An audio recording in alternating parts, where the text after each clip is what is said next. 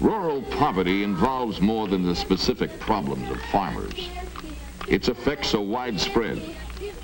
Children are especially hard hit. By nature, full of life, exuberant, eager to learn, children are crushed by poverty.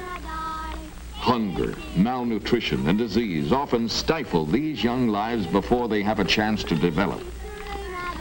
They're undernourished, malnourished rather. They get worms. Now, it's a pitiful thing to say, but 80 out of 100 children in some of these schools have parasitosis, which means worms.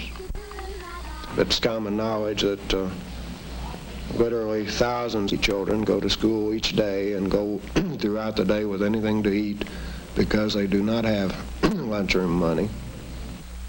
Well, I would love to see them have a hot lunch, for one thing.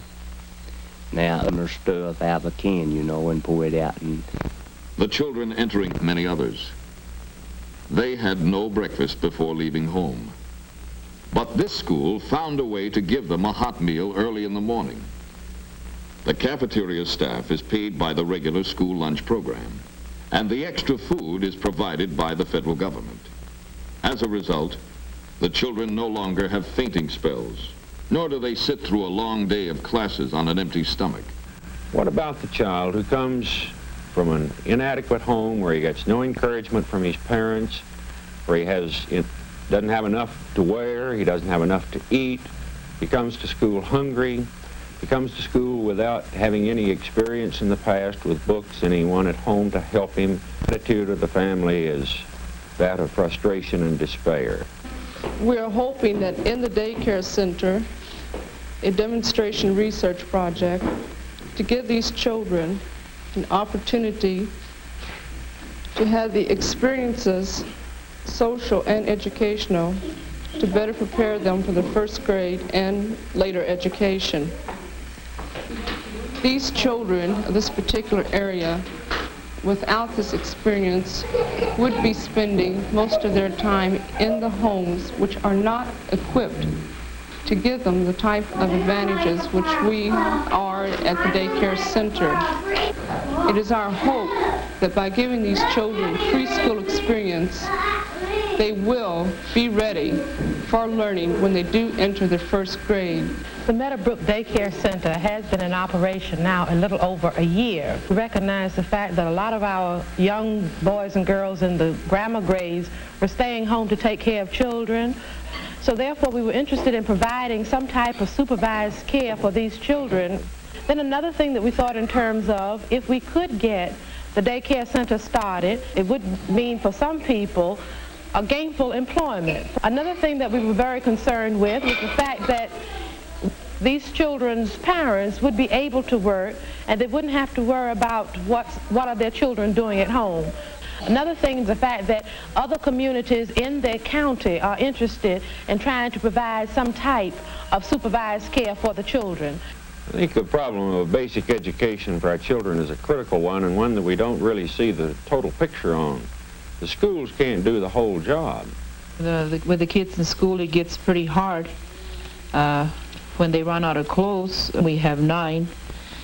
One is my oldest boy quit school last year. Last year he didn't go to school. We did all we could. We talked to him, and my brother used to write to him and talk to him and tell him, but I guess he just didn't want to go to school anymore.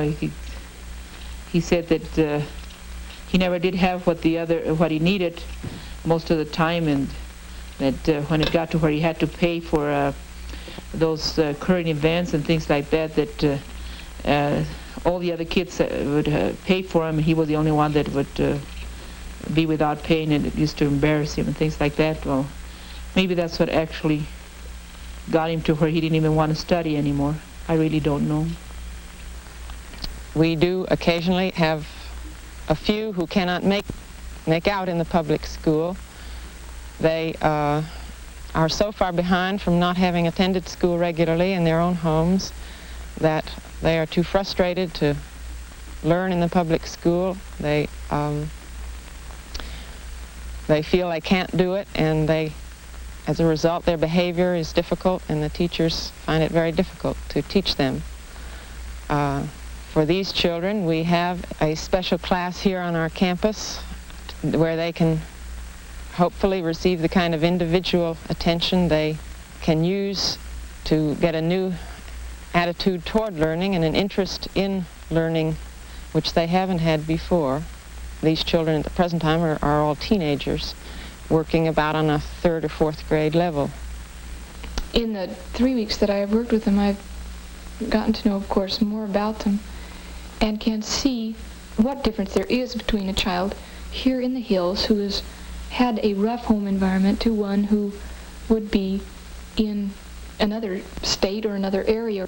I feel that just from work standards themselves, work habits, and their attitude about their own selves, that they would be much different if they had had a good, normal home upbringing.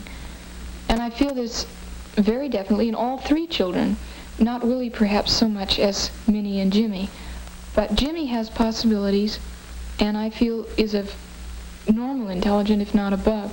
And I feel that he has a good mind when he wants to use it, but he's been defeated so many times in living, in expressing himself, and in being in school that he just no longer has the desire to learn. Suppose that he does make the effort to learn and succeeds. What then? Will there be a job for him and for many others like him? We need help, work. That's all we ask, just a job. Yeah, I'd like to work. I'd like my husband to have a steady job, and that way we could get along better. When industry and government work together, these people can be trained to work well in new jobs.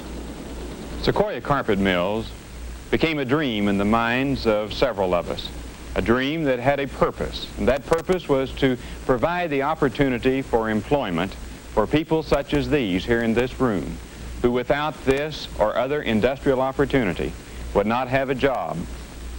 There were many obstacles to overcome in the establishing of a new industry in an area that had never had any experience in textiles. All of the local people had to be trained in jobs that are skilled, for we have no unskilled labor in our plant. This was accomplished through cooperation of the state and federal government in their various training programs. And we found that these people not only were anxious and willing, but in some instances learned faster than people who had grown up around textiles. We've had a lot of thrills in seeing these things come about. Our job isn't finished. We've got a long, long go. And I seriously doubt that our one little humble effort here could alleviate the poverty in the area, because there's still a lot of people that need an opportunity. We have many, many applications on file right now. But such things as one Indian man who had several children.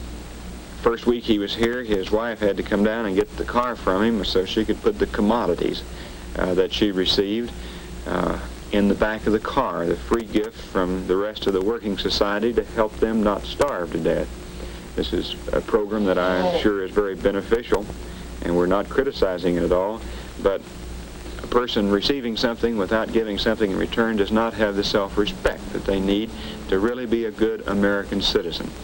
At our grand opening, we saw a little boy dash under the rope that we'd set out, and this boy's father had been the man that had given the keys to his car to get the commodities the first week he had been there.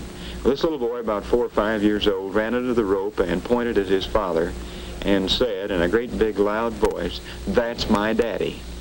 And all of us that knew the story of this particular man got tears in our eyes, because that boy could point with pride that that's my daddy there doing a good day's work and getting an honest day's pay for it.